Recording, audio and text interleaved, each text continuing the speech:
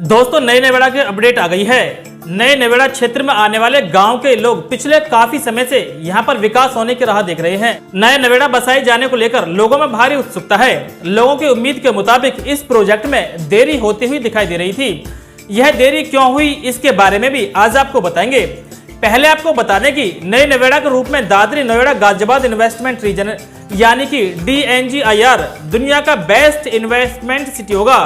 School of planning and architecture यानी SPA ने नए नवेड़ा के मास्टर प्लान का ड्राफ्ट प्राधिकरण को सौंप दिया है।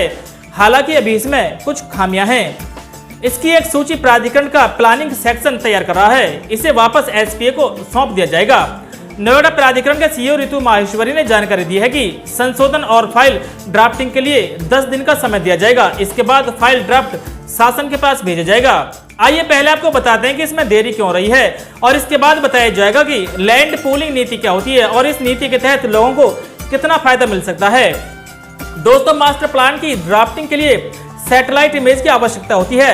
वैसे तो सभी लोगों के पास उपलब्ध मोबाइल में भी सैटेलाइट इमेज दिखाई दे जाती है, लेकिन ड्राफ्टिंग के लिए जिस सैटेलाइट इमेज की आवश्यकता होती है वो बेहद ही खास होती है। इस सैटेलाइट इमेज को जारी करने का मुख्य केंद्र हैदराबाद में है। हैदराबाद स्थित मुख्यालय को संबंधित एजेंसी के द्वारा कई बार पत्र भेजकर सैटेलाइट इमेज मांगी गई थी, लेकिन किसी भी पत्र का कोई जवाब नहीं मिल सका।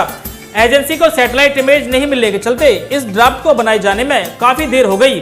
जब सैटेलाइट इमेज मिलने की उम्मीद खत्म हो गई तो ऐसे में एजेंसी ने गूगल अर्थ और मैनुअल फुटेज के जरिए ही इस ड्राफ्टिंग को तैयार कर दिया है। हालांकि सूत्रों का मानना है कि फाइनल ड्राफ्ट के लिए सैटेलाइट इमेज मिल सकती है। नए नवेड़ा के CEO ऋतु माहेश्वरी ने बताया कि इन्वेस्टमेंट के लिहाज से नया नवेड़ा Abu Dhabi, Dubai, London, Hong Kong, Seoul, Paris, Tokyo, Singapore और मकाऊ की तर्ज पर बसाने पर जोर दिया जा रहा है। उन्होंने उम्मीद जताई है कि जून के दूसरे सप्ताह तक फाइनल ड्राफ्ट बनकर आ जाएगा और इसके बाद आगे की प्रक्रिया शुरू हो जाएगी। आपको बता दें कि बुलंदशहर के 68 और गौतम बुद्ध नगर के 20 यानी कुल मिलाकर 88 गांव की जमीन लैंड पूल की जाएगी।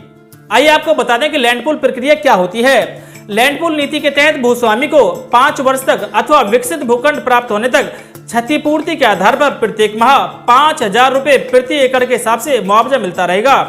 योजना के तहत पूलिंग में दी गई जमीन का 25% भूमि स्वामी को आवंटित किया जाएगा।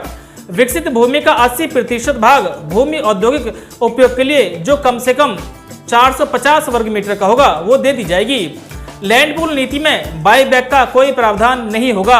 आवंटित भूमि पर मास्टर प्लान, बिल्डिंग बायलॉज, स्वीकृत जोनल प्लान, लीज और डीड की शर्त मान्य होगी।